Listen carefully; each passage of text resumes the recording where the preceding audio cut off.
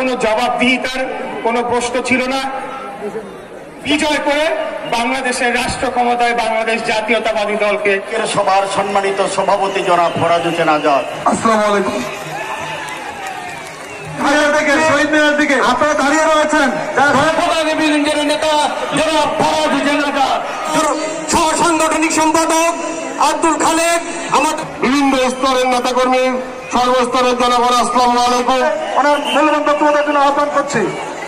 জমির সহ মঞ্চবৃষ্ট নেতৃবৃন্দ, প্রিয় ভাই ও বোনেরা, আসসালামু আলাইকুম।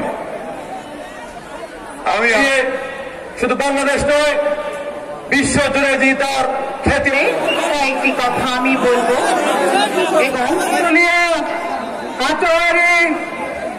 পঞ্চগড় সদর এবং পঞ্চগড় পৌরসভার জনাব তারেক রহমানের নেতৃত্বে আমাদের প্রত্যেককে